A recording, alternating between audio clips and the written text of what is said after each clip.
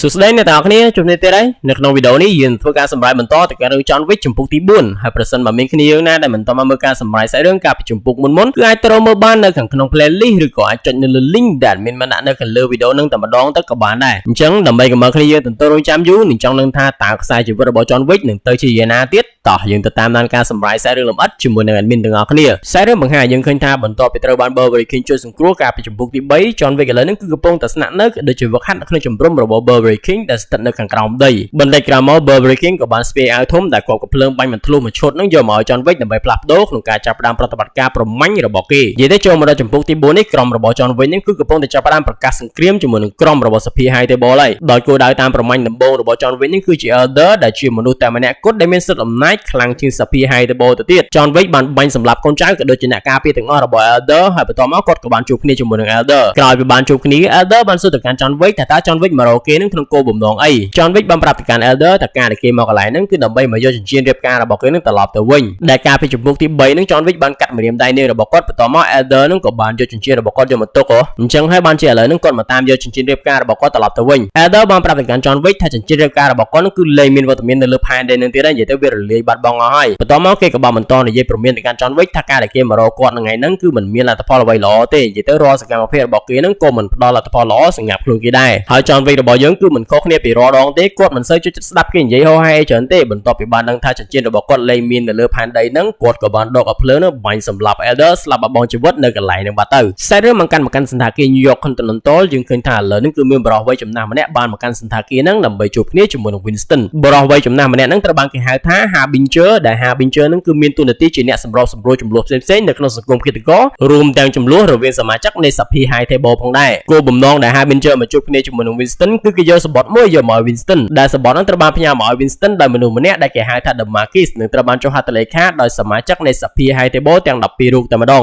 The Marquis គឺជាមនុស្សដែលត្រូវបានចាត់តាំងដោយសមាជិកទាំង12រូបនៃ Sapphire High Table ហើយភាគច្រើនហ្នឹងពួកគេហ្នឹងគឺជាសមាជិកម្នាក់ក្នុងចំណោមសមាជិកនៃ Sapphire High Table ទាំង12នាក់ហ្នឹងជាទូទៅ Sapphire High Table តែងតែចាត់តាំង Marquis ម្នាក់ដើម្បីដោះស្រាយបញ្ហារបស់ពួកគេហើយ The Marquis ហ្នឹងគឺមានសិទ្ធិអំណាចខ្លាំងមែនទែននិយាយទៅគឺគេអាចប្រើទុនធានទាំងអស់របស់ Sapphire High Table ដើម្បីបញ្ចប់ការងាររបស់ពួកគេការងារដែលគេបានចាត់តាំងណាកលេចមកកាន់អត្ថន័យនៅក្នុងសម្បត្តិដែល The Marquis បានផ្ញើមកឲ្យ Winston នៅនេះវិញគឺគេបានកំណត់ថាសន្តាគារ New York Continental របស់ Winston នឹងត្រូវបានកំទេចចោលតែម្ដងហើយ Winston មានរយៈពេលតែ1ម៉ោងប៉ុណ្ណោះក្នុងការជម្លៀសមនុស្សទាំងអស់ចេញពីសន្តាគារមួយនេះលើសពីនេះ Winston ក៏ត្រូវបានតម្រូវឲ្យទៅជួបគ្នាជាមួយនឹង The Marquis ដើម្បីបន្តនីតិវិធីរបស់គេផងដែរមួយសន្ទុះក្រោយមក Winston ជាមួយនឹង Sharon ក៏បានមកដល់ទីតាំងរបស់ The Marquis ហើយយើងឃើញថានៅក្នុងទីតាំងរបស់ The Marquis នឹងគឺប្រណិតខ្លាំងមែនទែនថែមទាំងមានអ្នកការពារនឹងច្រើនទៀតផងបន្ទាប់ពីបានជួបគ្នាជាមួយ The Marquis Winston បានសួរទៅកាន់ The Marquis តើគាត់មានកំហុសអ្វីបានជាសន្តាគាររបស់គាត់នឹងត្រូវបានផ្ដាច់ចេញពីសមាជិកភាពនៃសង្គមឃាតករនិងត្រូវបានតម្រូវឲ្យកំទេចចោលយ៉ាងដូចនេះ The Marquis បានប្រាប់ទៅកាន់ Winston ថាកំហុសរបស់គាត់នឹងគឺដោយសារតែគាត់នឹងបរាជ័យក្នុងការបាញ់សម្លាប់ John Wick ចឹងហើយបានជាធ្វើឲ្យ John Wick អាចមានឱកាសក្នុងការបាញ់សម្លាប់ Elder យ៉ាងដូចនេះបន្ទាប់ពីនិយាយគ្នាបានមួយសន្ទុះពេលវេលាកំណត់រយៈពេល1ម៉ោងនឹងក៏បានចូលមកដល់ចឹងហើយសន្តាគារ New York Continental របស់ Winston នឹងក៏ត្រូវបានគេបំផ្ទុះខ្ទេចទីអស់តែម្ដងបន្ថែមទៅលើទណ្ឌកម្មនៃការបំផ្ទុះសន្តាគារ The Marquis មិនទាន់អស់ចិត្តត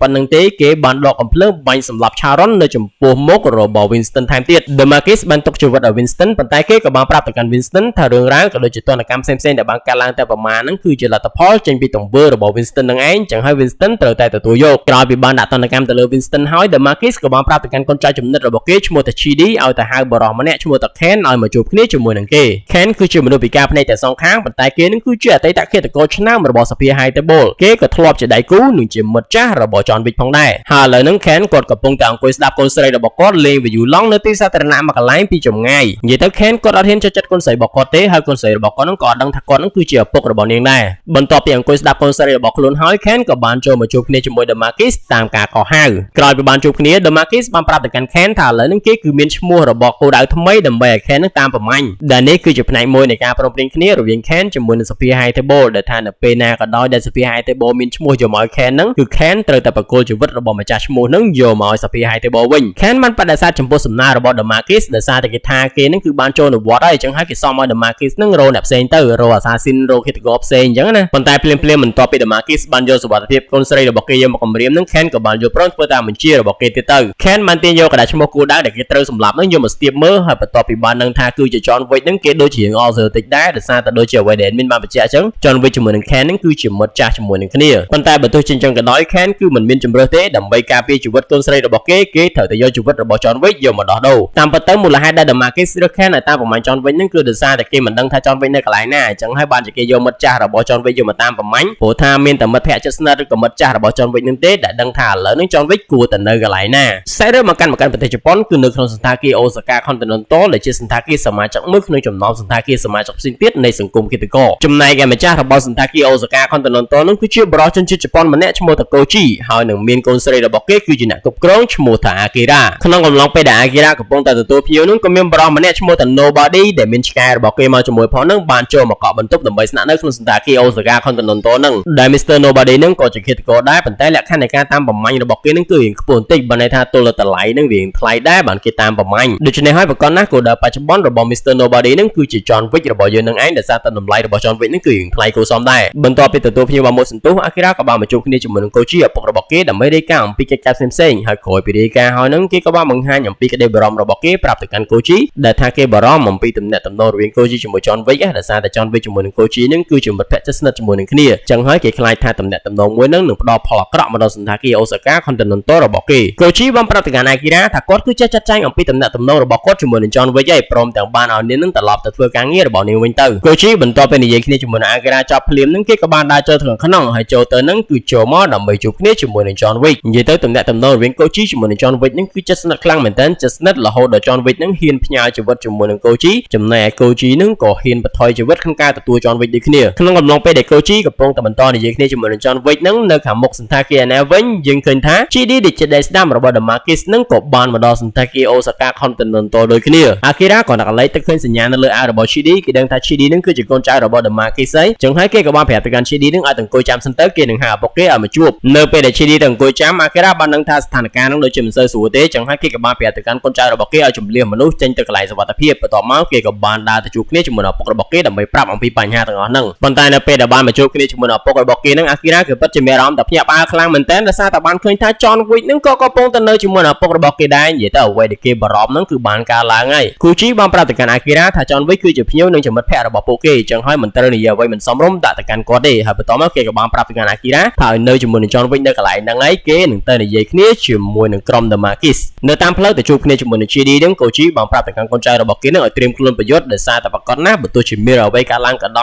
យក៏គេមិនបញ្ជូន John Wick ឲ្យទៅកាន់ក្រុមសភាហៃទេបវិញដែរបន្ទាប់ពីបានជួបគ្នាជាមួយនឹង Koji GD បានប្រាប់ទៅកាន់ Koji ថាគេនឹងគឺត្រូវការចែកចេញសន្តាគារ Osaka Continental ដោយសារតែគេសង្ស័យថា John Wick គឺកំពុងតែលាក់ខ្លួននៅក្នុងសន្តាគារមួយហ្នឹង Koji បានបដិសេធថាមិនមានវត្តមានរបស់ John Wick នៅកន្លែងហ្នឹងទេប៉ុន្តែគេក៏បានយល់ព្រមសហការជាមួយនឹងក្រុម Damarcus ដែរគឺឲ្យក្រុម Damarcus នឹងចូលចែកចេញសន្តាគាររបស់គេណាគ្រាន់តែមានលក្ខខណ្ឌថាត្រូវទៅទុកអាវុធនៅកន្លែងហ្នឹងហើយអត់ឲ្យយកអាវុធចូលទេប៉ុន្តែក្រុមរបស់ Damarcus ដែលដឹកនាំដោយ GD នឹងគាត់ព្រមតែអាវុធចូលទេដែលបង្កើតឲ្យស្ថានភាពហ្នឹងគឺមានភាពតានតឹងរវាងក្រុមទាំងពីរនៅពេលដែល Koji កំពុងតែបន្តប្រឈមមុខគ្នាជាមួយនឹង GD ហ្នឹង Ken ក៏បានចូលមកដល់ហើយ Koji ក៏នឹកកន្លែងឃើញ Ken ភ្លាមគេគឺដឹងច្បាស់តែម្ដងថាហេតុអ្វីបានជាក្រុមរបស់ Damarcus ហ្នឹងដឹងថា John Wick កំពុងតែមានវត្តមាននៅក្នុងសន្តាគាររបស់គេយ៉ាងដូចនេះ Ken ជាមួយនឹង Koji បាននិយាយសួរសន្ទុកគ្នាទៅវិញទៅមកនិងបានសួរអំពីកូនស្រីរបស់ពួកគេរៀងៗខ្លួននឹងទៅដោយសារតែពួកគេហ្នឹងក៏ជាមិត្តចាស់ជាមួយនឹងគ្នាដែរបន្ទាប់មក Ken ក៏បានប្រាប់ទៅកាន់ Koji ថាឲ្យបកគោ John Wick មកឲ្យក្រុម Damarcus ទៅដើម្បីកុំឲ្យមានការប្រហោឈាមនៅក្នុងសន្តាគារ Osaka Continental របស់គេប៉ុន្តែប្រកាសណា Koji គឺមិនលក់មិត្តភក្តិរបស់គេទៅកាន់សត្រូវនោះទេចឹងហើយក្រុមទាំងពីរហ្នឹងក៏បានចាប់ផ្ដើមបើកការប្រយុទ្ធគ្នានៅកន្លែងហ្នឹងទៅនៅកន្លែងហ្នឹងក៏មិនខុសគ្នាពីអ្វីដែលមានមកបញ្ជាក់នៅក្នុងចម្ពោះមុនដែរគ្មាននរណាម្នាក់អាចបង្ហូរឈាមនៅក្នុងសន្តាគារដែលជាសមាជិករបស់សង្គមគិតកោបានទេដែលនេះគឺមានន័យថាមុននឹងមានការប្រយុទ្ធគ្នានៅកន្លែងហ្នឹង Damarcus ហ្នឹងគឺបានចាត់ការរដ្ឋបាលរបស់ប្រតិបត្តិការគិតកម្មហ្នឹងដកឈ្មោះរបស់សន្តាគារ Osaka Continental ចេញពីសមាជិកភាពនៃសង្គមគិតកោបាត់ហើយការប្រយុទ្ធគ្នានៅតែបន្តអស់រយៈពេលមួយសន្ទុះក្រោយមកយើងឃើញថាក្រុមរបស់ Damarcus ដែលដឹកនាំដោយ GD ហ្នឹងគឺកំពុងតែមានប្រៀបទៅលើក្រុមរបស់ Koji ចឹងហើយ Koji ហ្នឹងក៏បានប្រាប់ទៅកាន់កូនចៅរបស់គេឲ្យដកថយសិនកលែងមក Akira ជាមួយនឹង John Wick ឯនេះវិញ Akira កំពុងតែបន្តនិយាយបន្តទៅកាន់ John Wick ថាគេហ្នឹងគឺមិនគួរមានវត្តមាននៅក្នុងសន្តាគារ Osaka Continental របស់គេទេដែលវាគឺនាំហានិភ័យមកដល់ឪពុករបស់គេដូចជាអ្វីដែលគេបានឃើញអញ្ចឹងបន្តិចក្រោយមកកូនចៅរបស់គេម្នាក់ក៏បានចូលមកប្រាប់ដំណឹងតាក់ទងជាមួយនឹងការវាយប្រហាររបស់ក្រុម Damarcus អញ្ចឹងហើយ Akira ក៏បានដោះអាវក្រៅរបស់នាងចេញដើម្បីត្រៀមប្រយុទ្ធភ្លាមៗនៅពេលដែល Akira កំពុងតែសួរនាំទៅកាន់ John Wick ហ្នឹងក្រុមរបស់ Damarcus ក៏បានឡើងមកដល់ខាងលើហ្នឹងហើយអញ្ចឹងហើយ John Wick ជាមួយនឹង Akira ក៏បានបើកការប្រយុទ្ធគ្នាជាមួយនឹងក្រុមរបស់ Damarcus បន្ទាប់ពីបានសម្លាប់កូនចៅរបស់ Damarcus នៅខាងលើអស់ហើយ Akira ជាមួយនឹង John Wick ហ្នឹងក៏បានចូលមកខាងក្រោមទី1គឺដើម្បីជួបគ្នាជាមួយនឹង Koji និងទី2ដើម្បី ដើម្បីរកផ្លូវចេញ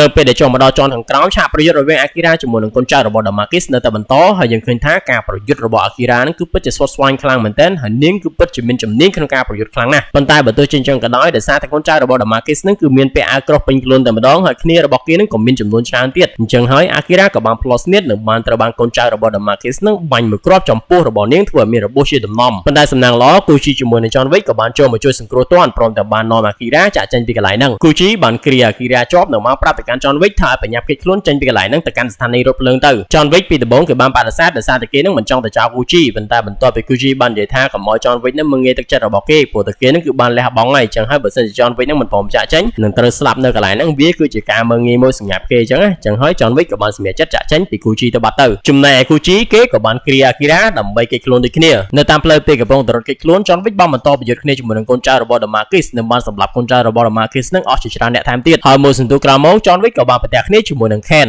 អ្នកទាំងពីរប្រយុទ្ធគ្នាបដានិងបាននិយាយគ្នាបដាដោយសារតែពួកគេនឹងគឺជាមិត្តភក្តិចាស់ជាមួយនឹងគ្នាហើយ John Wick ប្រកាសណាគេដឹងថាមូលហេតុដែល Ken មកតាមប្រមាញ់គេនឹងគឺដោយសារតែក្រោមសម្ពាធរបស់សភា High Table និយាយទៅដើម្បីការពារសុវត្ថិភាពកូនស្រីរបស់ Ken នឹងឯងការប្រយុទ្ធគ្នារវាង John Wick ជាមួយនឹង Ken នឹងគឺបានដល់ចំណុចមួយដែលតានតឹងដែរទៅហើយនឹងក៏ស្រាប់តែ Mr. Nobody នឹងបានចូលមករំខាននិងបានប្រើភ្លើរបស់គេបាញ់បំបីអ្នកទាំងពីរនៅកន្លែងហ្នឹងទៅការសម្លាប់ John Wick កាន់តែពិបាកទៅតម្លៃនៃជីវិតរបស់ John Wick ហ្នឹងក៏កាន់តែថ្លៃដែរគឺឡើងពី$18 លានឥឡូវហ្នឹងគឺឡើងមកដល់$20 លានទៅហើយកន្លែងមក John Wick របស់យើងវិញក្រោយពីត្រូវបាន Mr. Nobody បាញ់បំបីជាមួយនឹង Ken ហ្នឹងឥឡូវហ្នឹងគេបានចេញមកដល់ខាងក្រៅនិងបានប្រទះគ្នាជាមួយនឹងកូនចៅរបស់ Damakis John Wick បានបន្តប្រយុទ្ធគ្នាជាមួយនឹងកូនចៅរបស់ Damakis ហើយបន្ទាប់ពីចាត់ការកូនចៅរបស់ Damakis បានហើយហ្នឹងគេក៏បានដកបន្តោងនៃជានិមិត្តសញ្ញារបស់ពួកហ្នឹងយកមកទុករំពេញនោះក៏ស្រាប់តែមានកូនចៅរបស់ Damakis ម្នាក់ទៀតហ្នឹងបានចូលមកដល់ហើយបំរុងនឹងធ្វើការបាញ់ប្រហារទៅកាន់ John Wick ប៉ុន្តែក៏ត្រូវបានឆ្កែរបស់ Mr. Nobody នេះធ្វើការវាយប្រហារសម្លាប់គេនៅកន្លែងហ្នឹងដែរទៅនៅពេលដែលបានជួបគ្នាជាមួយនឹង John Wick Mr. Nobody មិនបានធ្វើការវាយប្រហារទៅកាន់ John Wick ទេគេបានអនុញ្ញាតឲ្យ John Wick រត់គេចខ្លួនចេញពីកន្លែងហ្នឹងដោយសារតែគេថាតម្លៃនៃការសម្លាប់ John Wick ហ្នឹងគឺមិនទាន់ដល់គោលដៅដែលគេចង់បានតើទៅដល់គោលដៅដែលគេចង់បានទើបគេធ្វើសកម្មភាពចាត់ការ John Wick ងាកមកគូជានេះវិញគេបានគ្រាអាគីរ៉ាកូនស្រីរបស់គេនឹងចេញមកដល់ខាងក្រៅប៉ុន្តែក៏បានប្រទះគ្នាជាមួយនឹង Ken ដែលកំពុងតែអង្គុយរង់ចាំគេនៅខាងក្រៅនឹងស្រាប់ Ken បានប្រាប់ទៅកាន់គូជីថាឲ្យប្រាប់គេមកថាឥឡូវនឹង John Wick នៅកន្លែងណាគេនឹងអនុញ្ញាតឲ្យគូជីជាមួយនឹងកូនស្រីរបស់គេគឺអាគីរ៉ានឹងចេញពីកន្លែងហ្នឹងដោយមិនមានការប្រយុទ្ធគ្នាអីទេប៉ុន្តែប្រកាសណាគូជីគឺមិនព្រមនិយាយអ្វីប្រាប់ទៅកាន់ Ken នឹងទេចឹងហើយអ្នកទាំងពីរនឹងក៏បានប្រយុទ្ធគ្នានៅកន្លែងហ្នឹងទៅបន្ទាប់ពីប្រយុទ្ធគ្នាបងមួយសន្ទុះយើងឃើញថាគូជីមិនមែនជាដៃគូរបស់ Ken ទេគឺត្រូវបាន Ken នឹងចាក់ធ្វើរបួសជាច្រើនកន្លែងហើយ Ken ដោយសារតែយល់ឃើញថាគូជីក៏ជាមិត្តចាស់របស់គេដែរចឹងហើយគេមិនចង់សម្លាប់គូជីទេគេក៏បានប្រាប់ទៅកាន់គូជីថាមិនបាច់ប្រយុទ្ធគ្នាតទៅទៀតទេឲ្យគូជីនឹងនាំអាគីរ៉ាចេញពីកន្លែងហ្នឹងទៅប៉ុន្តែជាអកុសលគូជីមិនបានធ្វើតាមអ្វីដែល Ken បានប្រាប់ទេនិយាយទៅដោយសារតែគេយកកិត្តិយសរបស់គេជាសំខាន់ណាចឹងហើយគេក៏បានបន្តធ្វើការប្រយុទ្ធគ្នាជាមួយនឹង Ken ហើយចង់បញ្ចប់គេក៏ត្រូវបាន Ken ចាក់មួយកំបិតស្លាប់ដោយបងជីវិតនៅនឹងកន្លែងបាត់ទៅអាគីរ៉ាបានសម្រត់ទៅភ្នែកកាន់សាកសពឪពុករបស់នាងព្រមទាំងបានទាញដាវបំរុងនឹងបន្តការប្រយុទ្ធគ្នាជាមួយនឹង Ken ប៉ុន្តែភ្លាមៗនោះ Ken ក៏បានខាត់ដោយសារតែប្រកាសណាស់អាគីរ៉ាមិនមែនជាដៃគូរបស់ Ken ទេ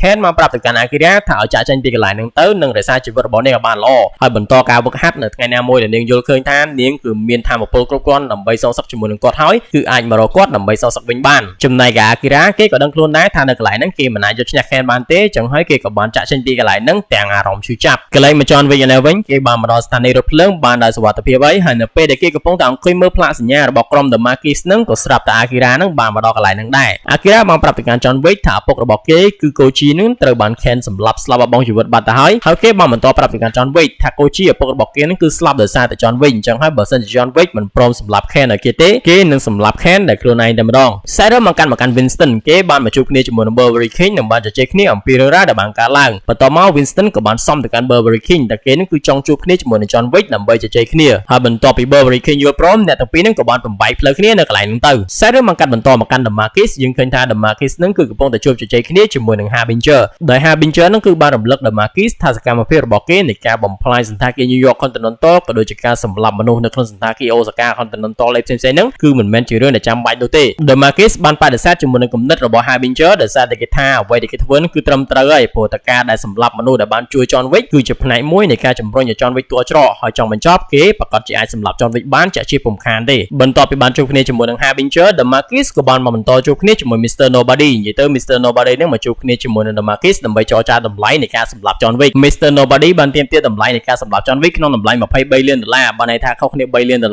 ាហើយ Damakis ពីដំបូងគេអត់យល់ព្រមទេដោយសារតែគេថាតម្លៃនេះគឺថ្លៃពេកអីចឹងទៅហើយគេថាគេធ្លាប់ឃើញ John Wick នឹងម្ដងហើយចឹងហើយគេច្បាស់ជារកឃើញ John Wick នឹងម្ដងទៀតជាពុំខានទេប៉ុន្តែបន្ទាប់ពី Mr. Nobody ពមៀនថាមានតែគេទេដែល អាចតាមរក John Wick ឃើញហើយណាមួយហ្នឹងបើសិនជាពួកគេពជាពេលក្នុងការតាមរក John Wick គឺ John Wick ហ្នឹងអាចមកតាមប្រមាញ់ The Marquis ហើយនឹងក្រុមសភា High Table ទាំងអស់នេះជាជំខានទេអញ្ចឹងហើយ The Marquis ក៏បានយល់ព្រមចរចាជាមួយនឹង Mr. Nobody The Marquis បានសាកល្បងការតាំងចិត្តរបស់ Mr. Nobody ដែលបានដកអាវុធមកចាក់ចំកណ្ដាលដៃរបស់ Mr. Nobody បន្ទាប់មកក៏បានឲ្យជំរឿសទៅកាន់គេថាគេនឹងគឺមានជំរឿសពីរទី1គេអាចដកកាបិតនឹងចេញហើយដកដៃរបស់គេនិងមួយទៀតគេគឺដាក់កាបិតនៅដដែលប៉ុន្តែដកដៃរបស់គេចេញនឹងដោយទាញដៃរបស់គេផ្ដាច់ចេញពីកាបិតនឹងតែម្ដងចំណែកឯ Mr. Nobody គេគឺយល់អំពីបំណងរបស់ The Marquis អញ្ចឹងហើយគេមិនបានដកកាបិតចេញពីដៃរបស់គេទេគឺគេហូតដៃរបស់គេផ្ដាច់ចេញពីកាបិតដែលជាលទ្ធផល The Marquis បានយល់ព្រមតាមសំណើរបស់ Mr. Nobody ដោយឲ្យ Mr. Nobody នេះតាមប្រមាញ់ John Wick ក្នុងតម្លៃ$20 billionគេលេងមក John Wick របស់យើងវិញគេបានមកជួបគ្នាជាមួយនឹង Winston នៅមុខភ្នំរបស់ Charon តាមការស្នើសុំ John Wick បានបង្ហាញការសោកស្ដាយចំពោះការស្លាប់របស់ Charon បន្ទាប់មកគេក៏បានដកនិមិត្តសញ្ញារបស់ក្រុម The Marquis យកមកសួរ Winston តើនិមិត្តសញ្ញាហ្នឹងគឺជានិមិត្តសញ្ញាអ្វី Winston បានប្រាប់ទៅកាន់ John Wick ថានិមិត្តសញ្ញាហ្នឹងគឺជានិមិត្តសញ្ញារបស់អ្នកតំណាងឲ្យសភា High Table ដែលគេហៅថា The Marquis ហើយ John Wick នៅពេលដែលទទួលបានព័ត៌មាននឹងភ្លាមគេគឺអត់បងយូរទេគេបំរុងនឹងដើរចាក់ចេញដើម្បីទៅតាមប្រមាញ់ The Marquis ហ្នឹងដោយសារ The Marquis ហ្នឹងគឺបានបញ្ជូនមនុស្សឲ្យមកតាមប្រមាញ់គេហ៎ប៉ុន្តែភ្លាមៗហ្នឹង Winston ក៏បានខាត់ដែលបានលើកហេតុផលថាបើទោះជា John Wick អាចសម្លាប់ The Marquis បច្ចុប្បន្ននឹងបានហើយក៏ដោយក៏គង់តែមាន The Marquis ថ្មីនឹងចូលមកកាន់តំណែងភ្លាមៗចាក់ជាពំខានទេ Winston បានឲ្យយោបល់ទៅកាន់ John Wick ថាបើសិនជា John Wick ពិតជាចង់សម្លាប់ The Marquis ដើម្បីសងសឹកពិតប្រាកដមែនគឺគេគួរតែសម្លាប់ឲ្យឆ្លាតបន្តិចដែលឆ្លាតហ្នឹងគឺឆ្លាតរបៀបចេះនៅក្នុងប្រវត្តិនៃសភា High Table ហ្នឹងគឺគេមានប្រពៃណីចាស់មួយដែលថានៅពេលដែលសមាជិកនៃសភា High Table របស់ពួកគេនឹងមានចំនួនគេត្រូវតែបញ្ចប់ចំនួនដើម្បីកុំឲ្យចំនួនហ្នឹងរ៉ាំរ៉ៃណាហើយរបៀបនៃការបញ្ចប់ចំនួនរបស់គេគឺគេតម្រូវឲ្យភាគីចំនួនហ្នឹងម្នាក់តំណាងម្នាក់មកប្រយុទ្ធគ្នាស្លាប់រស់នៅនឹងកន្លែងតែពីរនាក់ហ្នឹងទៅក្នុងការប្រយុទ្ធហ្នឹងគឺមានតែម្នាក់ទេដែលអាចនៅរស់បានហើយម្នាក់ដែលនៅរស់ហ្នឹងគឺមានសិទ្ធិក្នុងការស្នើសុំនៅសំណើផ្សេងៗហើយសភា High Table ហ្នឹងគឺត្រូវតែអនុម័តនៅគ្រប់សំណើរបស់អ្នកដែលស្នើសុំហ្នឹងដែលវាមានន័យថា John Wick គឺមានឱកាសក្នុងការស្នើសុំឲ្យមានសេរីភាពចេញពីការគ្រប់គ្រងរបស់សភា High Table ប៉ុន្តែអ្វីដែលជាឧបសគ្គសម្រាប់ John Wick នោះគឺអ្នកដែលអាចស្នើសុំប្រយុទ្ធជាមួយនឹងគ្នាក្នុងលក្ខខណ្ឌបែបហ្នឹងបានលុះត្រាតែអ្នកហ្នឹងជាសមាជិកម្នាក់នៅក្នុងក្រុម Mafia ដែលមានកៅអីនៅក្នុងសភា High Table ដែលសម្រាប់ John Wick គេគឺធ្លាប់មាននិមិត្តសញ្ញានិងធ្លាប់ជាសមាជិកនៃក្រុម Mafia Rusca Roma ដែលមានកៅអីនៅក្នុងសភា High Table ដែរប៉ុន្តែការពីក្នុងរឿងនៃចម្ពោះទី3ហ្នឹង John Wick បានស្នើសុំជំនួយពី Director ដែលជាមេដឹកនាំនៃក្រុម Mafia Rusca Roma ហើយបន្ទាប់ពីយល់ព្រមជួយហើយហ្នឹង Director ក៏បានលុបនិមិត្តសញ្ញារបស់ក្រុម Mafia Rusca Roma ចេញពីខ្លួនរបស់ John Wick ព្រមទាំងបានបណ្ដេញ John Wick ហ្នឹងចេញពីក្រុម Mafia Rusca Roma នឹងទៀតផងបន្ទាប់ពីដឹងអញ្ចឹង Winston ក៏បានបន្តផ្ដល់យោបល់ប្រាប់ទៅកាន់ John Wick ថាឲ្យ John Wick នឹងធ្វើដំណើរទៅកាន់ប្រទេសអាល្លឺម៉ង់ទៅគឺទៅជួបគ្នាជាមួយនឹង Parrot ដែលជាមេដឹកនាំនៃក្រុម Mafia Rusca Roma សាខាប្រទេសអាល្លឺម៉ង់នឹងត្រូវជាឪពុកចិញ្ចឹមរបស់ John Wick ដើម្បីធ្វើយ៉ាងណាសមគាត់ឲ្យបញ្ចូល John Wick នឹងមកជាសមាជិកនៃក្រុម Mafia Rusca Roma ឡើងវិញចំណែក John Wick បន្ទាប់ពីយល់ឃើញថាអ្វីដែល Winston បានលើកឡើងហ្នឹងគឺសមហេតុសមផលគេក៏បានយល់ព្រមធ្វើតាមសំណើរបស់ Winston មិនយូរប៉ុន្មាន John Wick ក៏បានធ្វើដំណើរមកដល់ទីតាំងរបស់ក្រុម Mafia Rusca Roma នៅក្នុងប្រទេសអាល្លឺម៉ង់ក្នុងពេលដំណើរគ្នានេះដែរ Mr. Nobody បានតាមដាននិងបានដឹងអំពីទីតាំងរបស់ John Wick ដូចគ្នាចឹងហើយគេក៏បានតាក់ទងតាមទូរស័ព្ទទៅប្រាប់ The Marquis ក៏លេងមក John Wick ឯនេះវិញបន្ទាប់ពីចូលទៅដល់ខាងក្នុងគេគឺត្រូវបានក្រុម Mafia Rusca Roma សាខាប្រទេសអាល្លឺម៉ង់ដែលដឹកនាំដោយប្អូនស្រីចិញ្ចឹមរបស់គេឈ្មោះថា Katia ហ្នឹងបានស្វាគមន៍យ៉ាងចាស់ដៃតែម្ដង John Wick ត្រូវបាន Katia បជាកូនចៅរបស់គេនឹងចងកកព្យួរទៅខាងលើដោយសារតែគេថា John Wick ឥឡូវហ្នឹងគឺលែងជាសមាជិករបស់ក្រុម Mafia Rusca Roma ទៀតហើយអញ្ចឹងហើយគេមិនគួរមានវត្តមាននៅក្នុងកន្លែងរបស់ពួកគេឡើយចំណែក John Wick បន្ទាប់ពីនិយាយគ្នាជាមួយនឹង Katia បានបន្តិចគេក៏បានសុំទៅកាន់ Katia ហ្នឹងឲ្យនាំគេទៅជួបគ្នាជាមួយនឹង Parrot ដែលជាឪពុកចិញ្ចឹមរបស់គេនឹងត្រូវជាឪពុកបង្កើតរបស់ Katia ហ្នឹងទៅ Katia បានប្រាប់ទៅកាន់ John Wick ថា Parrot ឪពុករបស់គេនឹងគឺត្រូវបានបរិបម្នាក់ឈ្មោះ Tequila ដែលជាសមាជិកម្នាក់របស់សភា High Table ហ្នឹងបានស្លាប់បបងជីវិតបាត់ទៅហើយដែលវាមានន័យថាឥឡូវហ្នឹងគេគឺជាមេដឹកនាំនៃក្រុម Mafia Rusca Roma សាខាអាល្លឺម៉ង់ហ្នឹងតែម្ដងហើយបន្ទាប់ពីដឹងអញ្ចឹង John Wick ក៏បានប្រាប់ Katia អំពីគោលបំណងនៃការវិលត្រឡប់របស់គេ Katia ពីដំបូងគេហាក់ដូចជាមិនចង់ជួយ John Wick ទេប៉ុន្តែបន្ទាប់ពីបានដឹងអំពីគោលដៅរបស់ John Wick គេដូចជាចាប់អារម្មណ៍ដែរអញ្ចឹងហើយគេក៏បានដាក់លក្ខខណ្ឌមួយជាមួយនឹង John Wick ដែលជាលក្ខខណ្ឌនោះ Katia នឹងយល់ព្រមបញ្ចូលឈ្មោះក៏ដូចជាបោះត្រាឲ្យ John Wick នឹងក្លាយជាសមាជិកនៃក្រុម Mafia Rusca Roma ឡើងវិញប៉ុន្តែជាថ្នូរ John Wick ត្រូវតែសម្លាប់ Killa ដែលជាអ្នកសម្លាប់ឪពុករបស់នាងព្រមទាំងយកភស្តុតាងនៃការស្លាប់របស់ Killa យកមកឲ្យនាងមើលផង John Wick បានយល់ព្រមតាមសំណើរបស់ Katia អញ្ចឹងហើយ Katia ក៏បានឲ្យកូនចៅរបស់គេចាប់ចងដៃចងជើងរបស់ John Wick និងបញ្ជូនទៅកាន់កន្លែងរបស់ Killa ក្រោមរូបភាពដែលក្រុម Mafia Rusca Roma នឹងគឺចាប់ John Wick បានអញ្ចឹងហើយគេបញ្ជូន John Wick មកជាកាដូសម្រាប់ Killa អញ្ចឹងទៅបន្ទាប់ពី John Wick ត្រូវបានបញ្ជូនទៅដល់ក្លឹបកម្សាន្តរបស់ Killa យើងឃើញថាមិនមែនមានតែ Killa ដែលនៅកន្លែងនោះទេសូម្បីតែ Ken ហើយនិង Mr. Nobody នឹងក៏កំពុងតែមានវត្តមាននៅកន្លែងនោះដូចគ្នា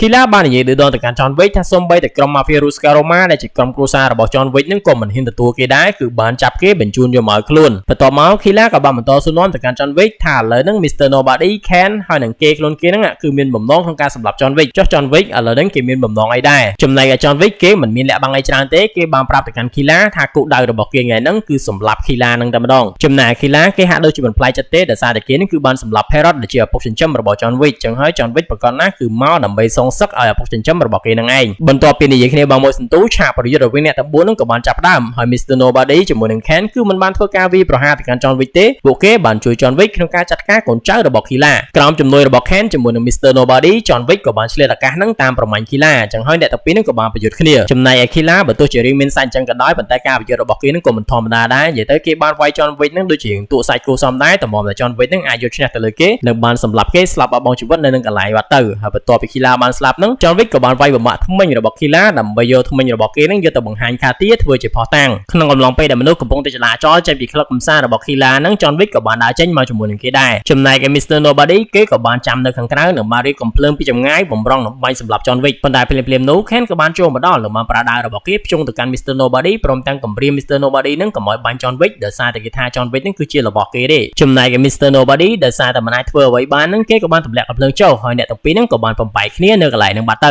កលែងមក John Wick ឯនេះវិញគេបានយកធ្មេញរបស់ Killa នឹងយកមកឲ្យ Katia ដើម្បីបញ្ជាក់ថា Killa នឹងគឺបានស្លាប់បបងជីវិតបាត់ទៅហើយ Katia បន្ទាប់ពីឃើញអញ្ចឹងគេពិតជាសប្បាយចិត្តខ្លាំងមែនទែនដោយសារតែសត្រូវដែលសម្លាប់ឪពុករបស់គេនឹងគឺបានស្លាប់ហើយអញ្ចឹងហើយគេក៏បានធ្វើតាមការសន្យាដែលបានបញ្ចូលឈ្មោះរបស់ John Wick មកជាសមាជិកនៃក្រុម Mafia Ruskaroma ឡើងវិញព្រមទាំងបានផ្ដល់និមិត្តសញ្ញារបស់ក្រុម Mafia Ruskaroma ទៅលើដៃរបស់ John Wick ឡើងវិញទៀតផងខ្សែរឿងមកកាន់ Winston ឥឡូវនេះគេបានមកជួបគ្នាជាមួយនឹង Marquis ដើម្បីប្រាប់អំពីដំណឹងតាក់ទងជាមួយនឹងការដែល John Wick នឹងស្នើសុំប្រយុទ្ធគ្នាជាមួយនឹង The Marquis តែ2នាក់ Winston បានបង្ហាញឯកសារគ្រប់យ៉ាងប្រាប់ទៅកាន់ The Marquis ដែលថា John Wick ឥឡូវនេះគឺមានសិទ្ធិគ្រប់គ្រាន់ក្នុងការស្នើសុំការប្រយុទ្ធមួយនឹងចំណែក Marquis បន្ទាប់ពីបានលើព័ត៌មានមួយនឹងគេពិតជាមានអារម្មណ៍តែរៀងភ្ញាក់ផ្អើលដែរប៉ុន្តែគេមិនមានជំរឿអ្វីឡើយចឹងហើយគេក៏បានយល់ព្រមតាមសំណើរបស់ John Wick គឺយល់ព្រមក្នុងការប្រយុទ្ធជាមួយនឹង John Wick មិនយូរប៉ុន្មានបន្ទាប់ពី Winston បានជួយដំណឹងទៅកាន់ The Marquis ហើយ Winston ក៏បានហៅ The Marquis ជាមួយនឹង John Wick នឹងឲ្យមកជួបគ្នាដើម្បីចរចាអំពីលក្ខខណ្ឌនៃការប្រយុទ្ធស្លាប់រស់របស់ពួកគេហើយជាលទ្ធផលពួកគេបានឯកភាពក្នុងការប្រយុទ្ធគ្នាស្លាប់រស់នៅក្នុងទីតាំងនៃព្រះវិហារមួយកន្លែងនៅពេលថ្ងៃរះគឺនៅម៉ោង 6 កន្លះហើយអាវុធដែលគេប្រើនៅក្នុងការប្រយុទ្ធនឹងទៀតសោតគឺគេប្រើកាភ្លើងក្នុងករណីដែល John Wick ជាអ្នកឈ្នះទៅលើការប្រយុទ្ធមួយនឹង John Wick គឺមានសេរីភាពចេញពីការគ្រប់គ្រងក៏ដូចជាច្បាប់វិន័យផ្សេងៗនៅក្នុងសភា High Table លើពីនេះ Winston ដែលជាអ្នក sponsor នឹងគឺអាចទទួលបានតំណែងផ្សេងៗរបស់គេត្រឡប់មកវិញព្រមទាំងទទួលបានការសាងសង់នៅសន្តាគារ New York Continental ឡើងវិញក្រោមទឹកប្រាក់របស់សភា High Table ហើយនៅក្នុងករណីដែល The Marquis ជាអ្នកឈ្នះវិញ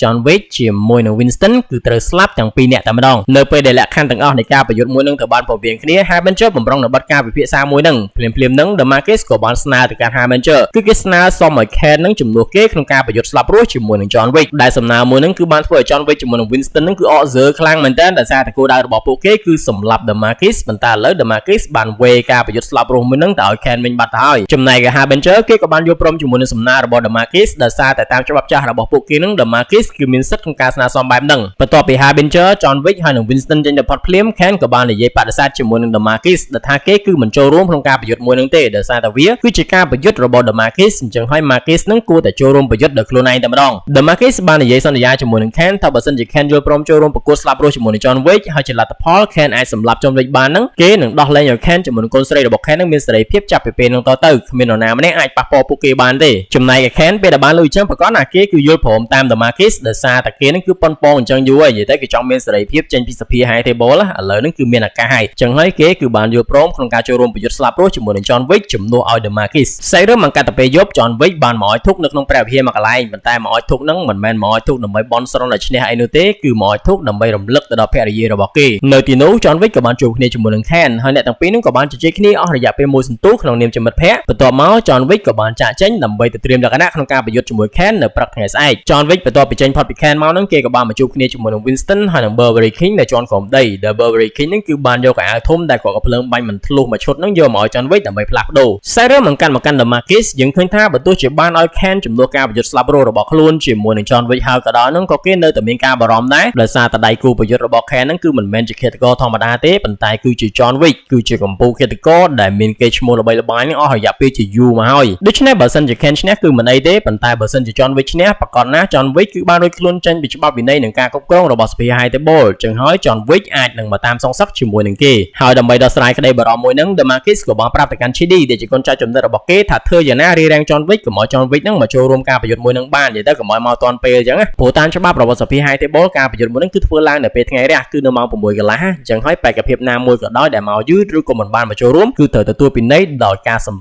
លាប់ភ្លាមៗតែម្ដងបន្ថែមពីលើការបញ្ បញ្ជូនកូនចៅរបស់ខ្លួនឲ្យទៅរារាំង John Wick ហ្នឹង The Marquis ក៏បានដំឡើងថ្លៃនៃការសម្លាប់ John Wick ផងដែរនិយាយទៅគេតម្លើងពី20លានទៅ26លានអញ្ចឹងហើយមុនពេលថ្ងៃរះគឺមុនម៉ោង 6 កន្លះហ្នឹងអ្នកណាក៏ដោយដែលអាចសម្លាប់ John Wick បានគឺទទួលបានរង្វាន់26លានដែលវាជាចំនួនមួយដែលច្រើនខ្លាំងមែនទែនបន្ទាប់ពីដំឡើងថ្លៃនៃការសម្លាប់ John Wick ហើយទីករណីនៃរដ្ឋបាលរបស់ប្រតិបត្តិការឃាតកម្មហ្នឹងក៏បានបញ្ជូនព័ត៌មានតាមរយៈកម្មវិធីវិទ្យុមួយទៅកាន់ភ្នាក់ងាររបស់ពួកគេទាំងអស់និយាយទៅគឺទៅកាន់ឃាតករទាំងអស់នៅក្នុងប្រព័ន្ធរបស់គេតែម្ដងហើយប្រកបណាថ្លៃឈ្នួលនៃការសម្លាប់ John Wick ដែលមានតម្លៃរហូតដល់ទៅ26លានដុល្លារនៅមុនថ្ងៃរះហ្នឹងគឺមានចំនួនច្រើនខ្លាំងមែនទែនអញ្ចឹងហើយឃាតករណាហ្នឹងក៏ចង់បានដែរអញ្ចឹងហើយបានជាក្រុមឃាតករទាំងអស់ហ្នឹងនាំគ្នារៀបចំអាវុធឬចង់អីផ្សេងៗដើម្បីទៅតាមប្រមាញ់ John Wick យករង្វាន់មួយហ្នឹងនៅក្នុងការប្រកាសរបស់ពិធីការនីហ្នឹង John Wick ក៏បានដឹងដែរដោយសារតែគេប្រកាសជាទូទៅនៅក្នុងប្រព័ន្ធឃាតករអញ្ចឹងហើយ John Wick ក៏បានបញ្ជួបគ្នាជាមួយនឹង Beverly King ហើយនឹង Winston ព្រមទាំងបានសំកំភ្លើងសំអីដើម្បីត្រៀមប្រយុទ្ធដោយសារតែគេដឹងថាច្បាស់ជាមានឃាតករជាច្រើនហ្នឹងតាមប្រមាញ់គេនៅតាមផ្លូវជាជួបរំខានទេបន្ទាប់មក John Wick ក៏បានប្រាប់ទៅកាន់ Beverly King ឲ្យជូនគេតាមផ្លូវក្រំដីហ្នឹងទៅឲ្យគៀកកន្លែងប្រយុទ្ធតាមដែលធ្វើទៅបាន Beverly King បានប្រើទូកដើម្បីដប់ John Wick តាមផ្លូវក្រំដីទៅហើយនៅតាមផ្លូវហ្នឹងពួកគេក៏បានជជែកគ្នាអំពីរឿងរបស់ Sharon Winston បាននិយាយថានៅពេលដែល Sharon ស្លាប់ហ្នឹងគឺគេស្មុគស្មាញខ្លាំងមែនតើដោយសារតែមិនដឹងថាតើត្រូវដាក់ពាក្យអីនៅលើផ្លាកព្រលឹងរបស់ Sharon ហើយនៅទីបំផុតគេក៏បានដាក់ពាក្យថាមិត្តភក្តិនៅលើផ្លាកព្រលឹងរបស់ Sharon ដោយសារតែនៅមុនពេលដែល Sharon ស្លាប់ហ្នឹងគឺ Sharon បាននិយាយពាក្យហ្នឹងមកកាន់គេបន្ទាប់ពីនិយាយគ្នាបានមួយសន្ទុះពួកគេក៏បានមកដល់ទីតាំងដែលទៅទម្លាក់ John Wick ចំណែក John Wick នៅពេលដែលគេរៀបនឹងឡើងទៅលើទៅហើយហ្នឹងគេក៏បានកលេចមកវិញដើម្បីផ្ដាំផ្ញើប្រាប់ទៅកាន់ Winston ថានៅពេលដែលគេស្លាប់ទៅហ្នឹងគឺឲ្យ Winston ដាក់ពាក្យថា Loving Husband ដែលវាមានន័យថាក្តីស្រឡាញ់របស់ស្វាមីនៅលើផ្លាកព្រលឹងរបស់គេហើយបន្ទាប់ពីនិយាយចប់គេក៏បានចាក់ចេញពី Winston ហើយនឹង Beverly King ទៅបន្ទាប់ពីឡើងមកដល់ខាងលើគឺវាដូចជាអ្វីដែលយើងបានរំពឹងទុកអញ្ចឹង John Wick គឺត្រូវបានឃាតករជាច្រើនតាមវាយប្រហារនិយាយទៅតាមបាញ់សម្រាប់ John Wick ឡើងពេញផ្លូវតែម្ដងប៉ុន្តែជំនាញហើយនឹងការតាំងចិត្តរបស់ John Wick នឹងពោះខ្លាំងមែនតើអញ្ចឹងហើយគេក៏បានប្រយុទ្ធគ្នាជាមួយនឹងក្រុមឃាតករទាំងអស់ហ្នឹងដោយគ្មានញញើតដៃនិងគ្មានរារែកចិត្តអីសូម្បីតែបន្តិចការប្រយុទ្ធរវាង John Wick ជាមួយនឹងក្រុមឃាតករទាំងអស់ដែលបានកាក់គេនៅតាមផ្លូវហ្នឹងគឺកាន់តែសាហាវទៅរហូតដល់ផ្អើលទីក្រុងតែទោះជាអញ្ចឹងក៏ដោយ John Wick នៅតែអាចឆ្លងផុតពីមួយដំណាក់កាលទៅមួយដំណាក់កាលដែលធ្វើឲ្យ The Marquis ហ្នឹងគឺកាន់តែមានការបារម្ភខ្លាំងឡើងហើយអញ្ចឹងហើយគេក៏បានដំឡើងថ្លៃឈ្នួលនៃការសម្លាប់ John Wick ហ្នឹងពី26លានដុល្លារឡើងរហូតដល់ទៅ40លានដុល្លារបន្ទាប់ពីថ្លៃឈ្នួលនៃការសម្លាប់ John Wick ឡើងដល់ចំណុចកំពូល Mr. Nobody ជាមួយនឹងឆ្កែសម្លាប់ចិត្តរបស់គេហ្នឹងក៏បានចាប់ផ្ដើមធ្វើសកម្មភាពប្រមាញ់ហើយបន្ទាប់ពីប្រយុទ្ធគ្នាបងមួយសន្ទុះប្រកាសណាស់ Mr. Nobody ហ្នឹងក៏មិនមែនជាដៃគូរបស់កំពូលឃាតករ John Wick ដែរគេគឺត្រូវបាន John Wick ហ្នឹងធ្លាយជាប់នៅពេលដែល John Wick កំពុងតែក្រៀក Mr. Nobody ជាប់ហ្នឹង Chidi ក៏បានចូលមកដល់ហើយឆ្កែរបស់ Mr. Nobody ហ្នឹងក៏បានចូលមកដល់ដូចគ្នានិងបានធ្វើការវាយប្រហារទៅកាន់ Chidi រំពេញនោះ John Wick ក៏បានប្រឡែងក្លេនិងបានបញ្ញាទៅយកកំភ្លើងដើម្បីបន្តភ្ជង់ទៅកាន់ Mr. Nobody ទៀតចំណែកឯ Chidi គេក៏កំពុងតែប្រទៀងបន្ទង់ជាមួយនឹងឆ្កែរបស់ Mr. Nobody ហើយបន្ទាប់មក Chidi ក៏បានហូតកំភ្លើងបំរុងនឹងបាញ់សម្លាប់ឆ្កែរបស់ Mr. Nobody ទៅហើយនឹង John Wick ក៏បានបដូរគោលដៅពីការតម្រង់ទៅកាន់ Mr. Nobody ដែលបានបាញ់សម្ដៅទៅកាន់ Chidi ធ្វើឲ្យ Chidi នឹងធ្លាក់ពីលើអាគារចុះទៅខាងក្រោមបាត់ទៅ John Wick មិនបានធ្វើអ្វីទៅកាន់ Mr. Nobody ទេគេបានបន្តរត់គេចខ្លួននិងបានលោតចេញតាមប្អួយធ្លាក់ចុះមកខាងក្រោមបន្ទាប់មកក៏បានបន្តដំណើរទៅដល់ព្រះវិហារដែលជាទីតាំងប្រយុទ្ធស្លាប់រស់របស់គេប៉ុន្តែបើទោះជាមកដល់ព្រះវិហារនឹងហើយក៏ដោយក៏មិនទាន់ចប់ដែរនិយាយទៅដើម្បីអាចទៅដល់កន្លែងប្រកួតដែលនៅលើកំពូលនៃព្រះវិហារនឹងបាន John Wick គឺត្រូវឡើងចន្ទាដែលមានចំនួន222ជំហានឯណោះ John Wick បានឡើងចន្ទាដើម្បីបន្តដំណើររបស់គេទៅខាងមុខទៀតប៉ុន្តែភ្លាមៗហ្នឹងក៏មានក្រុមឃាតករមួយក្រុមទៀតបានបង្ហាញខ្លួននិងបានធ្វើការវាយប្រហារទៅកាន់ John Wick នៅក្នុងការប្រយុទ្ធមួយហ្នឹងកម្លាំងរបស់ John Wick គឺកាន់តែថមថយទៅហើយដោយសារតែគេហ្នឹងគឺបានឆ្លងកាត់ឧបសគ្គក៏ដូចជាឃាតករច្រើនពេកប៉ុន្តែទោះជាយ៉ាងក៏ដោយ John Wick នៅតែព្យាយាមប្រយុទ្ធនិងបានយកឈ្នះទៅលើក្រុមឃាតករមួយក្រុមហ្នឹងហើយគេហ្នឹងក៏បានបន្តដំណើររបស់គេឡើងទៅខាងមុខទៀតនៅពេលដែល John Wick ឡើងសឹងតែបានពាក់កណ្ដាលផ្លូវទៅហើយហ្នឹងក្រុមរបស់ Shady ហ្នឹងក៏បានបង្ហាញខ្លួនម្ដងទៀតនិងបានធ្វើការវាយប្រហារទៅកាន់ John Wick បន្ទាប់មកពួកគេហ្នឹងក៏បានបន្តគ្នារហូតធ្វើឲ្យ John Wick ហ្នឹងធ្លាក់ពីលើចន្ទាហ្នឹងចុះមកខាងក្រោមម្ដងហើយម្ដងទៀតនៅកន្លែងហ្នឹង John Wick សឹងតែអស់កម្លាំងក្នុងការក្រោកឡើងមកវិញទៅហើយហ្នឹង Ken ក៏បានបង្ហាញខ្លួននិងបានចូលរួមជួយ John Wick ក្នុងការប្រយុទ្ធគ្នាជាមួយនឹងកូនចៅរបស់ Shady ក្រោមជំនួយរបស់ Ken John Wick ក៏អាចបន្តដំណើរឡើងទៅខាងមុខទៀតដោយបានសម្រាប់កូនចៅរបស់ Shady ហ្នឹងអស់ជាច្រើនអ្នកផងដែរហើយក្នុងកំឡុងពេលដែល Ken កំពុងតែមមាញឹកក្នុងការប្រយុទ្ធគ្នាជាមួយនឹងកូនចៅរបស់ Shady John Wick ជាមួយនឹង Shady ហ្នឹងក៏បានប្រទះគ្នាម្ដងទៀតហើយអ្នកទាំងពីរហ្នឹងក៏បានប្រយុទ្ធគ្នាប៉ុន្តែ John Wick នៅកន្លែងហ្នឹងគឺមិនអាចយកឈ្នះទៅលើ Shady បានទេដោយសារតែគេគឺអស់កម្លាំងខ្លាំងពេកចឹងហើយក៏ត្រូវបាន Shady ហ្នឹងវាយដួលទៅនឹងដី Shady បានដកកំភ្លើងបំរុងនឹងបាញ់សម្លាប់ John Wick ទៅហើយហ្នឹងក៏ស្រាប់តែ Mr. Nobody ហ្នឹងបានបាញ់ចំ Shady មកគ្រាប់ពីចម្ងាយធ្វើឲ្យ Shady ហ្នឹងដួលទៅនឹងដីភ្លាមៗនោះ Ken ក៏បានចូលមកដល់ដែរនិងបានវាយ Shady ឲ្យរបួសយ៉ាងដំណំបន្ទាប់មកគេក៏បានបបួល John Wick ដើម្បីបន្តដំណើរឡើងទៅខាងលើដើម្បីចូលរួមប្រយុទ្ធស្លាប់រស់ Shady បើទោះជាត្រូវរបួសយ៉ាងដំណំអញ្ចឹងហើយក៏ដោយហ្នឹងគេក៏នៅតែបានព្យាយាមបបេបបាទៅទាញកំភ្លើងក្នុងគោលបំណងដើម្បីបាញ់សម្លាប់ John Wick ពីខាងក្រោយណាប៉ុន្តែមិនទាន់បានបាញ់អីឆ្កែរបស់ Mr. Nobody ដែល Shady បំរុងនឹងបាញ់សម្លាប់លើកមុនហ្នឹងក៏បានបង្ហាញខ្លួននិងបានធ្វើការវាយប្រហារទៅកាន់ Shady ធ្វើឲ្យ Shady នឹងរងរបួសកាន់តែដំណំទៅលោតដល់ចុងក្រោយ Mr. Nobody ក៏បានចូលមកដល់និងបានប្រើកំភ្លើងរបស់គេនឹងដាក់មកគ្រាប់ចំកណ្ដាលក្បាលរបស់ Shady ធ្វើឲ្យ Shady ស្លាប់បបងជីវិតនៅកន្លែងហ្នឹងបាត់ទៅ Ken ជាមួយនឹង John Wick បានឡើងមកដល់កន្លែងប្រយុទ្ធរបស់ពួកគេបានទាន់ពេលវេលាចំ ចំណែក Mr. Nobody ជាមួយនឹងឆ្កែរបស់គេនឹងក៏បានឡើងមកតាមពីក្រោយដើម្បីមើលការប្រយុទ្ធរបស់អ្នកទាំងពីរនឹងផងដែរការប្រយុទ្ធគ្នារវាងអ្នកទាំងពីរនឹងគឺប្រើកាភ្លើងនិងមាន3ជុំបានន័យថាមាន3គ្រាប់គេបាញ់គ្នាពីកន្លែងឆ្ងាយមកកន្លែងជិតនិយាយទៅបាញ់ទល់តែមានភាគីណាម្នាក់ស្លាប់បានគេបញ្ឈប់ការប្រយុទ្ធគ្នារវាង John Wick ជាមួយនឹង Ken នៅជុំទី1នឹងគឺត្រូវរបួសដូចគ្នាដែល John Wick នឹងគឺត្រូវរបួសដៃចំណែក Ken នឹងគឺត្រូវរបួសពោះចូលមកដល់ជុំទី2គឺគេខិតចូលយ៉ាងចិត្តគ្នាបន្តិចហើយអញ្ចឹងហើយអ្នកទាំងពីរនឹងក៏បានបាញ់គ្នាម្ដងទៀតហើយការបាញ់លើកនឹង John Wick ជាមួយនឹង Ken នឹងគឺនៅតែរបួសដូចគ្នាមិនមាននរណាម្នាក់ត្រូវរបួសធ្ងន់ធ្ងរអីទេដែល John Wick នឹងគឺបានចំកន្លែងស្មាហើយ Ken នឹងគឺចំកន្លែងដៃម្ដងការប្រយុទ្ធចូលដល់ជុំទី3ដែលជាជុំចុងក្រោយអ្នកទាំងពីរនឹងគឺត្រូវបានគេប្រខិតចូលចិត្តគ្នាកាន់តែចិត្តខ្លាំងហើយអញ្ចឹងហើយ Ken ជាមួយនឹង John Wick នឹងក៏បានបាញ់គ្នាម្ដងទៀតហើយនៅពេលដែលបាញ់គ្នានឹង Ken គឺបានបាញ់ចំកណ្ដាលពោះរបស់ John Wick ធ្វើឲ្យ John Wick ដួលទៅនឹងដី The Marquis បន្ទាប់ពីឃើញអញ្ចឹងគេក៏បានគិតថា John Wick នឹងគឺបានចាញ់ការប្រកួតមួយហ្នឹងហើយដោយសារតែ John Wick គឺអស់គ្រាប់ក្នុងការប្រយុទ្ធហើយដូច្នេះហើយគេក៏បានប្រាប់ទៅកាន់ Harbinger ឲ្យបញ្ឈប់ការប្រយុទ្ធរវាង Ken ជាមួយនឹង John Wick ដែលគេនឹងគឺបានប្រើសិទ្ធិជាអ្នក sponsor របស់គេនឹងចូលមកជំនួស Ken វិញម្ដងនិយាយទៅអ្នក sponsor នឹងគឺគេអាចស្នើសុំគ្រាប់កាភ្លើងមួយគ្រាប់ទៀតដើម្បីបញ្ចប់ជីវិតរបស់ John Wick ដែលជាអ្នកចាញ់នឹងមុនពេលហុចកាភ្លើងទៅកាន់ The Marquis Ken ក៏បានបញ្ជាក់ទៅកាន់ The Marquis ម្ដងទៀតនៅចំពោះមុខ Harbinger ដែលថាគេជាមួយនឹងកូនស្រីរបស់គេឥឡូវហ្នឹងគឺមានសេរីភាពហើយឬក៏យ៉ាងម៉េច The Marquis បានបញ្ជាក់ប្រាប់ទៅកាន់ Ken ថា Ken ជាមួយនឹងកូនស្រីរបស់គេឥឡូវហ្នឹងគឺមានសេរីភាពហើយមិនមាននរណាម្នាក់នៅក្នុងសង្គមឃាតករហ្នឹងអាចប៉ះពាល់ពួកគេបានជាដាច់ខាតហើយបន្ទាប់ពីលើអញ្ចឹង Ken ក៏បានហុចកាភ្លើងរបស់គេឲ្យទៅ The Marquis ភ្លាមៗនោះ The Marquis ក៏បានបញ្ចូលគ្រាប់ដែលគេបានសមមកហ្នឹងដាក់ចូលទៅក្នុងកាភ្លើងនិងបានភ្ជង់ទៅកាន់ John Wick The Marquis បានបន្តនិយាយឌឺដងទៅកាន់ John Wick មុននឹងបាញ់សម្លាប់ John Wick ណាប៉ុន្តែភ្លាមៗហ្នឹង Winston ក៏បានកាត់និងបានប្រាប់ទៅកាន់ The Marquis ថានៅក្នុងការប្រយុទ្ធគ្នាមុនហ្នឹង John Wick មិនបានបាញ់គ្រាប់ចុងក្រោយរបស់គេឡើយដែលវាមានន័យថាឥឡូវនេះក្នុងកាភ្លើងរបស់ John Wick គឺនៅតែមានគ្រាប់ទី3របស់គេដដែលទេរំពេញនោះ John Wick ក៏បានលើកកាភ្លើងរបស់គេឡើងនិងបានកេះកៃដាក់មកគ្រាប់ចុងក្រោយនឹងចំកណ្ដាលក្បាលរបស់ The Marquis ធ្វើឲ្យគេស្លាប់បបងជីវិតនៅនឹងកន្លែងបាត់ទៅហើយជាលទ្ធផលចុងក្រោយ John Wick ក៏បានយកឈ្នះទៅលើ The Marquis ដែលធ្វើឲ្យគេនឹងគឺមានសេរីភាពចេញពីការគ្រប់គ្រងរបស់សភា High Table ចំណែក Winston នៅនោះវិញក៏ទទួលបានសន្តាគាររបស់គេនិងតំណែងផ្សេងៗរបស់គេត្រឡប់មកវិញផងដែរ Harbinger បានប្រកាសទទួលស្គាល់ភាពជោគជ័យរបស់ John Wick ហើយបន្តមកអ្នកទាំងអស់គ្នានឹងក៏បានចែកផ្លូវគ្នាទៅតាមកន្លែងរៀងៗខ្លួនទៅចំណែក John Wick គេក៏បានផ្ទុករបួសរបស់គេចុះមកកម្មចដាសម្លឹងទៅមើលថ្ងៃរះតែម្នាក់ឯងរយៈពេលប្រហែលសប្តាហ៍កន្លងផុតទៅយើងក៏បានឃើញថា Winston ជាមួយនឹង Beverly King គឺកំពុងតែឈរនៅចំពោះមុខផ្លាកបលឹងរបស់ John Wick ជាមួយនឹងប្រពន្ធរបស់គេដែលនៅលើផ្លាកបលឹងហ្នឹងគឺមានសរសេរពាក្យថា Loving Husband ឬក៏ស្វាមីជាទីស្រឡាញ់ដែល John Wick ចង់ដាក់ហ្នឹងដែលវាមានន័យថា John Wick គឺបានស្លាប់តាំងពីពេលដែលគេប្រយុទ្ធគ្នាជាមួយនឹង Ken នៅថ្ងៃនោះម្ល៉េះរីឯស្រឡាញ់នៃសាច់រឿង John Wick ហ្នឹងក៏ត្រូវបានបញ្ចប់នៅត្រង់ចម្ពោះទី4នេះផងដែរជាចុងក្រោយ Admin សូមអរគុណដល់អ្នកគ្នាដែលបានតាមដានទស្សនាការសម្រាយសាច់រឿងមួយនេះតាំងពីដើមរហូតដល់ចប់ជួបគ្នានៅរឿងថ្មីបាយបាយ